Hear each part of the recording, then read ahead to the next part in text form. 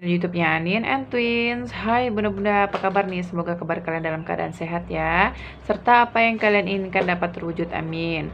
Nah, di video kali ini berbeda bunda dengan video saya sebelumnya. Kalau video sebelumnya saya membagikan sebuah aktivitas saya keseharian saya. Nah, di video kali ini saya ingin bercerita tentang pengalaman saya waktu saya hamil kembar ya. Jadi saya akan bercerita singkat aja ya bun, dari trimester pertama sampai ke trimester ketiga.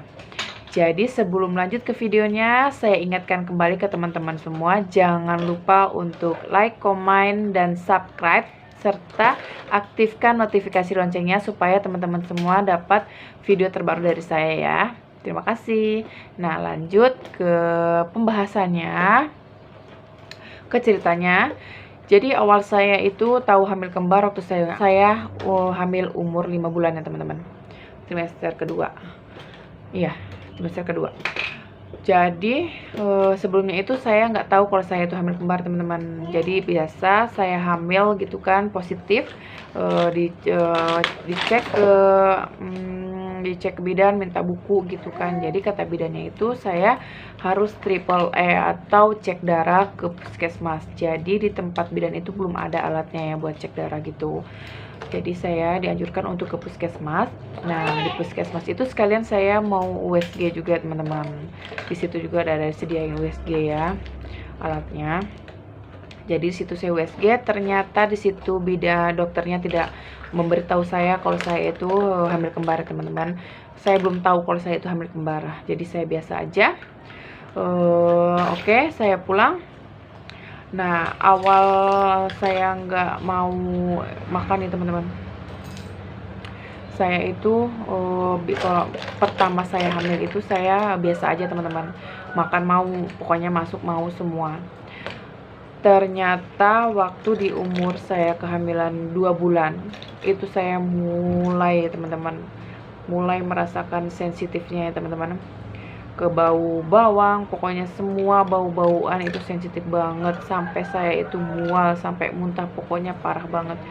Terus saya nggak mau dandan karena saya itu keseharian saya palingnya cuma pakai lipstik gitu kan, pakai bedak gitu. Jadi itu blush saya nggak dandan sama sekali teman-teman, males dandan banget pokoknya. Jadi itu ya saya rasakan waktu pas saya hamil kembar. Terus waktu saya ini kalau mau tidur juga saya susah teman-teman. Jadi tidur itu harus banyak bantal ya. Kalau nggak banyak bantal itu saya nggak bisa tidur teman-teman. Terus harus ada kipas karena malam itu panasnya banget. Terus sumpek banget, engap juga teman-teman, entah kenapa. Mungkin karena perut saya makin besar ya, jadi mungkin engap gitu. Jadi saya itu waktu hamil kembar nggak bisa ngapa-ngapain teman-teman. Mau BAB aja susah banget, mau tidur susah, pokoknya mengerjakan pekerjaan rumah itu berat ya teman-teman. Jadi pernah saya itu jalan-jalan ya teman-teman, jalan-jalan ke sekitaran rumah gitu.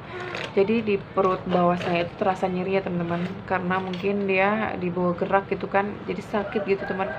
Jadi teman-teman nih ada nggak ya yang merasakan seperti itu waktu hamil kembar ya ini teman-teman, bisa komen di bawah ya. Nah setelah itu saya pergi USG ke salah satu klinik yang berada di Riau ya teman-teman. Sekalian itu waktu itu saya sekalian pulang kampung. Jadi niatnya saya itu pergi dengan suami saya untuk mengecek jenis kelaminnya aja ya teman-teman. Mengecek jenis kelaminnya aja. Ternyata dokter bilang bayi saya kembar. Alhamdulillah, masya Allah banget, saya senang banget ya teman-teman dibilang bayi saya kembar. Terus saya hubungin mama saya terkejut gitu mengetahui saya hamil kembar ya teman-teman.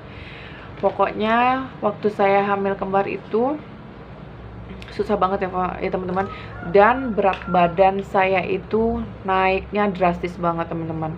Jadi waktu saya sebelum hamil itu berat badan saya 80-an ya teman-teman. Jadi waktu hamil kembar ini dari sampai ke 35 minggu saya hampir ke 100 kilo teman-teman. Drastis banget kan teman-teman, berapa kali tuh naiknya. Ampun banget, pokoknya besar banget lah, udah badan saya besar gitu kan. Jadi ditambah hamil ini, bayinya ada 2 pula gitu kan, jadi tambah besar gitu badan saya. Nah di sini ada fotonya ya teman-teman, bisa teman-teman lihat. Ini waktu saya hamil kembar ya teman-teman. Ini sebelum ini pas lebaran ya teman-teman, saya fotonya sebelum seminggu saya lahiran. Nah setelah itu saya USG di klinik Riau. Saya lanjut berapa bulannya lagi, saya di umur 7 bulan ya teman-teman. Di umur 7 bulan saya lanjut buat USG lagi. Saya mau memastikan lagi nih bunda-bunda. Jadi saya itu masih takut gitu kan teman-teman, kalau hamil kembar ini. Jadi punya pemikiran yang negatif teman-teman. Saya itu takutnya kembar siam gitu, cuma amit-amit cuma bayi gitu kan. Takutnya kembar siam. Jadi saya itu memutuskan untuk USG lagi umur 7 bulan ke daerah klinik ini, tapi bukan klinik yang saya tempatin dulu ya. Jadi kliniknya ini klinik di Sumbar, di tempat saya ini tinggal. Jadi saya pergi ke situ, saya menggunakan mobil ya. Jadi saya memastikan lagi itu ngantrinya ya Masya Allah sampai ke malam ya teman-teman. Dari saya jam 2 atau jam 1 siang itu saya pergi kan, sampai ke jam 9 malam saya baru sampai rumah teman-teman, saking ngantrinya di situ. Jadi banyak banget ya pasiennya. Jadi saya itu urutannya sudah maghriban kalau tidak salah, saya itu mau ke Isya ya teman-teman, mau ke Isya. Jadi saya baru USG itu teman-teman. Masya Allah, ternyata iya bener, bayi saya kembar teman-teman. Masya Allah banget. Dan jenis kelaminnya itu sudah nampak keduanya ya teman-teman. Jenis kelaminnya itu perempuan. Alhamdulillahirrahmanirrahim, saya sangat bersyukur. Perempuan juga nggak apa-apa, yang penting sehat ya teman-teman. Nah setelah itu dokternya itu menganjurkan untuk selalu dikontrol ya teman-teman, karena hamil kembar ini beda sama hamil yang tunggal ya. Jadi harus dicek terus, pokoknya harus jangan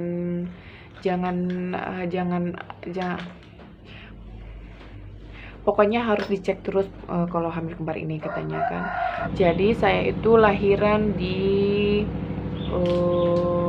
minggu ke 36, masuk ke 36 ya, 36 minggu. Jadi setelah lebaran itu saya merasakan perut saya tegang ya bun, tegangnya itu terus menerus. Jadi saya takut gitu kan, kenapa sih ini kok tegang terus gitu. Jadi saya langsung ke bidan untuk periksa ya teman-teman, takutnya kenapa-napa. Jadi saya itu periksa ke bidan. Nah kata bidannya itu ini sudah ini sudah apa katanya, sudah cari jalan katanya kan. Jadi ini teman-teman, posisi anak saya itu yang bayi ke-1 itu dia posisinya sudah bagus, kepalanya sudah di bawah, sudah dipanggul gitu. Jadi yang bayi kedua saya ini posisinya nggak bagus teman-teman. Jadi waktu pas USG terakhir 7 bulan itu sampai ke 36 minggu dia tidak berubah posisinya teman-teman. Jadi seperti itu aja gitu, tidak ada perubahan. Makanya langsung aja bidan itu langsung menelepon dokter yang kemarin saya USG ya teman-teman. Jadi bagaimana nih bayi yang ibu kemarin yang hamil itu katanya sudah merasakan tegang nih. Jadi mengambil tindakan, bidan itu langsung aja ini ya teman-teman, dibuat saya dirujuk gitu, langsung dirujuk, buat saya dirujuk langsung ke klinik itu. Jadi langsung ditangani teman-teman, takutnya kenapa-napa kan. Jadi umur 36 minggu tuh teman-teman, saya ditangani langsung di klinik itu. Sampai saya tuh jam 11-an sampai di klinik sana, saya ditangani, saya dikasih obat dulu karena dokternya itu masih ada tugas ya teman-teman di luar, masih ada tugas, jadi belum datang ke situ ya. sampai ke jam sampai maghrib ya teman-teman. Saya tuh sudah siap-siap buat mau dioperasi gitu kan, sudah siap-siap mau dioperasi karena sudah darurat ya, karena saya sudah merasakan tegang sakit gitu, merasakan tegang sakit perut saya. Jadi saya itu diduluin. Ternyata saya itu tidak jadi diduluin ya teman-teman, karena ada yang lebih darurat lagi dari saya. Jadi saya diundur operasinya. Jadi saya masuk ruang operasi itu di jam setengah 9-an kalau nggak salah saya ya. Kalau nggak salah, karena saya lupa juga ya teman-teman, karena udah lama banget ya teman-teman. Saya itu jadi lupa gitu, mohon maaf ya teman-teman. Karena ceritanya saya juga canggung ya, mohon maaf. Terus setelah itu saya operasi di jam, saya lupa banget itu di jam berapa. Pokoknya dia saya keluar, anak saya itu jam setengah 10 malam kalau nggak salah. Saya keluar ke ruangan operasi jam 10 kan, jam 10 lewat kayaknya. Nah, jam berapa saya di ruang operasi itu. Nah, baru sekali itu saya merasakan operasi ya teman-teman. Terus saya itu kan disuntik yang di belakang punggung itu ya. Katanya sih, kata orang-orang yang sudah berpengalaman di pengalaman operasi gitu kan, katanya sakit gitu. Tapi saya tidak merasakan sakit teman-teman. Entah kenapa, entah karena saya banyak lemak atau kayak gimana, nggak tahu juga saya ya. Karena saya tidak merasakan sakit teman-teman. Malahan saya itu merasa lega ya, langsung lega gitu. Langsung setelah dibius itu saya merasakan lega kan, tidak merasakan sakit lagi perut saya, tidak merasakan tegang lagi gitu kan. Saya merasakan lega malahan. Jadi setelah itu anak saya keluar. Yang satu, alhamdulillahirobbilalamin, dia nangis. Masya Allah banget, saya pengen nangis tapi gimana gitu kan. Terus yang bayi kedua saya itu agak susah ya teman-teman, karena dia posisinya di atas, jadi harus ditekan-tekan perut saya. Masya Allah banget, itu ditekan-tekan yang terasa banget ya teman-teman, sampai saya itu goyang gitu, emang gak susah kalau ngeluarin si adiknya itu.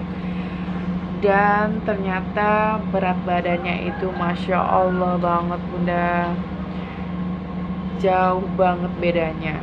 Jadi si yang kakaknya ini 2,6 dan si adiknya ini 3,6 teman-teman. Jadi berat badannya itu selisih 1 kilo. Ini fotonya ya teman-teman nih, itu si kembar baru lahir. Nah, si kakak Anin tuh senang banget sampai dia itu nggak tidur teman-teman, nungguin adiknya, karena adiknya itu rewel ya teman-teman semalaman, karena ASI saya itu masih belum keluar. Jadi rewel banget, masuk Minggu, Selasanya keluar. Jadi 3 harian ya, 3 hari bolak-balik ya. Nah, 3 hari bolak-balik teman-teman, karena saya itu minta untuk boleh pulang enggak gitu, soalnya di sana itu anak saya rewel terus panas banget. Saya itu memaksakan diri ya teman-teman, karena kalau habis operasi itu kan harus bisa jalan, harus bisa duduk sendiri gitu kan, baru boleh pulang. Jadi saya itu memaksakan diri teman-teman, biar cepat saya pulang gitu. Jadi saya itu harus cepet-cepet harus bisa gitu mandiri, bisa berdiri sendiri, bisa duduk gitu kan, bisa minggir ke kiri ke kanan. Pokoknya saya harus cepet-cepet pulang pokoknya ini gitu. Sekian aja ya cerita pengalaman hamil kembar saya ini. Semoga teman-teman semua terhibur ya. Dan jangan lupa untuk like, comment, subscribe, serta aktifkan notifikasi loncengnya supaya teman-teman semua tidak ketinggalan dengan video terbaru saya. Terima kasih. Assalamualaikum warahmatullahi wabarakatuh.